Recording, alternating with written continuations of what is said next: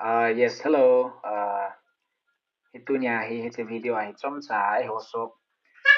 sellers EPT hi de ham ti hi EPT registration bola seller tu ban ju te ham ti hi ka hin sai ding hi in ama sa pe na hin eihoshop.com website apa na registration bola ngai zin iti hi homepage hi anui langai kai so ai le become sellers iti sellers zone na hin omin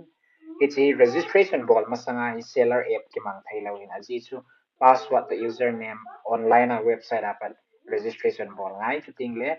admin and add a approver ahong hi ngai ye je chu na nu ya become sellers apply now hit a click ana bolo hitin itila hin demo khat kain dat sa de hin na min chu naga atai pin lang mình khát bộ bộ cái con lạ liền hiện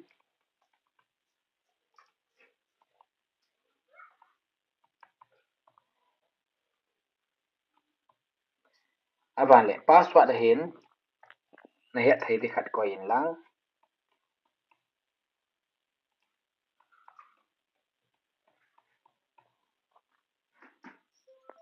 lain shop nia mà hiện na dukan min ay lo na brand min ga ko in lang address hiện na full address na ko ile in registration ga bo din lang register your shop like your shop has been created successfully ang kitiding and email azong notification na mo dihin to hi hichi ang kitias na registration na bol siting de ay also langapan sa approver hong ding ay ki approve tayo di message hong ding ang nga ding hi tu hin email a hitihin approval so hong tan si congratulations hong kititan your shop has been approved you are now in seller network hitihin si email hi copy ka bolding aban ting le registration ak bol pe na password chu commanding hichilahi become seller chilahi se log into seller azong elo le chi ahi in a link chu ai chiba hi anzo kai khat pen chu password to username hi kai bolding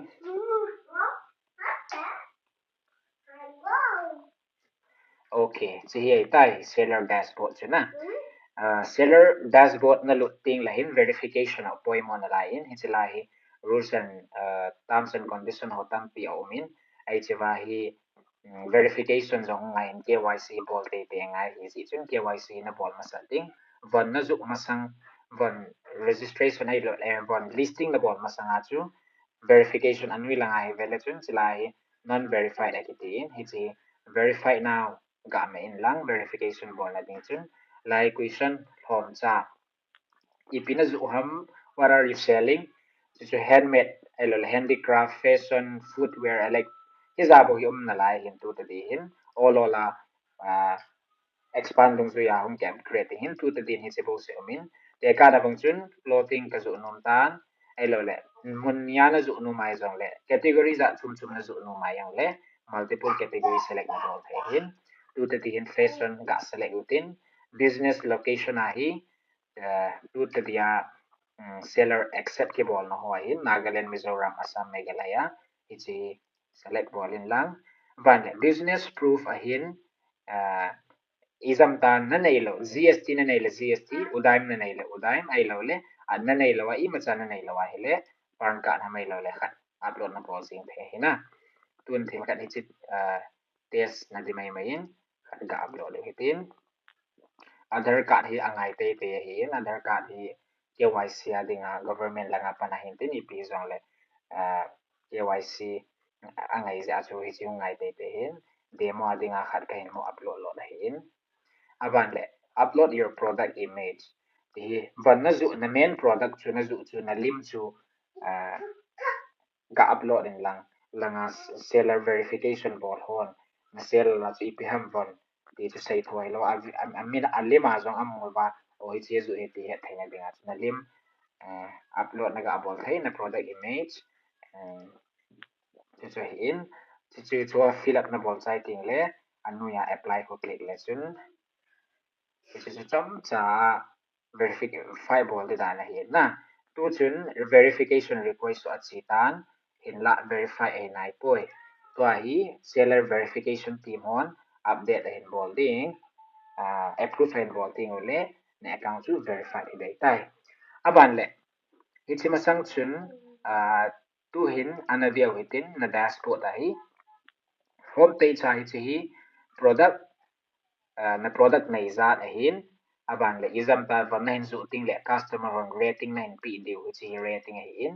chi total number of shares shares tu chana izat na sales na mo do tam van zu do tam order izat na mo do tam ki chole hi home page na mo link aban le anu ya hi beda sun order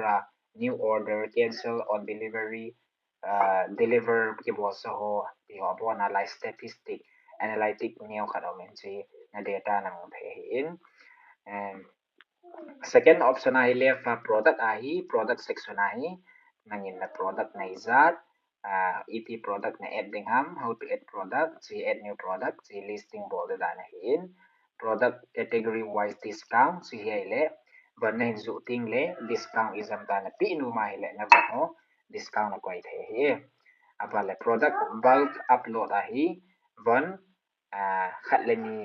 na bol sang khat na upload sang chu ban tam pi excel ban tam pi khat bi upload an upload nem la chu in it's verified so verified hi nai lo ja su ki mang thai lo hin na si product ahi hichi in all hichi product list di man mong video achum ana bole within tu nya hi dashboard iga bet la o hin epp umam na product review hichi izam ta product review nei phating le custom level ahi pm til anu ya izam ta made in india made in here ai lo ipm custom level na product nu ya na koinum le hichi chu hin red ball la thei admin and grant permission and pil na ball thei hichi le not nang mana ke koinum hichi not hi in upload files sa hi le von lim ai lo le any kind of media upload na ball no so is lai ai na mo de in the product image ta and next ai coupon ai nangin customer holding a discount coupon na ball ti no ma hi le nang ma na ki at the is lai itai coupon code nang ma na ki generate the aban le validity yong nang ma na ki set the a product zong nang man limited ana koi na koi the hichi discount hi nang ma na ki fixa coupon nang ma na ki create the hichi lai le orders nam mo de si orders nam ho zo si abona hichi lai no ya hi um de confirm orders every order confirm low payment non payment abona lai nai hum de lai achunga pa na hi filter na bol thei hichi ba pa na hi account status dung zu ya payment status ai lo le date dung zu ya nang man na order ho chu filter na ki bol thei hi aba na hin apoi mo pen sila hin shop setting ahin shop setting ahi na dukan min aba le na shop logo na brand logo min ang holding it's in uploading na contact phone number address na shipping post izam tanang man shipping on shipping na ki bola hele shipping ipiti na bolam product khana izat shipping na charsam tiho meta title tiho hele nang man SEO adinga na Google nang mana shop visible di dan SEO tham khat neo adinga lai nang man title description na shop na dukan description neo khat na pi the hi chi anui lang ai kai so ai le nang ma information na business GST ho na ne ai le na nei lo le par number na registration certificate anui ai anzwa na nei pen na nei lo le zong ho lo izam ta na nei lo le Aadhaar card ham ai lo le shop dukan ham na shop lim ham dukan lim ham kharin tin state ai tan tin ting le nu ya hi so hi apoi mo pon banner hi na shop min alu ting le na shop ma banner advertisement ang mudi chu hui tin isilai nang man na ki koi thei na shop nga ipina ki koi no ma chu nang man na ki koi thei hin anu ya jong social media link na ki koi thei YouTube ita Instagram ID link ita pa na ki koi thei chu shop setting hin abana hi payment history ai ele prepaid delivery prepaid order ho admin aku na sum na ngoli oma hile ayo so apana sum na ngoli ho te chelaya payment request lai hong de in money na withdraw ho na sum withdraw na account apana withdraw na bol ho te chelaya he detail hong de in commission izat kata izat na na sales apana ti ho jang chelai man hong de in product query sahi na product page sa na customer khat le in hik na product chung sang ado lo manaya queries and bola hile hichilaya na moding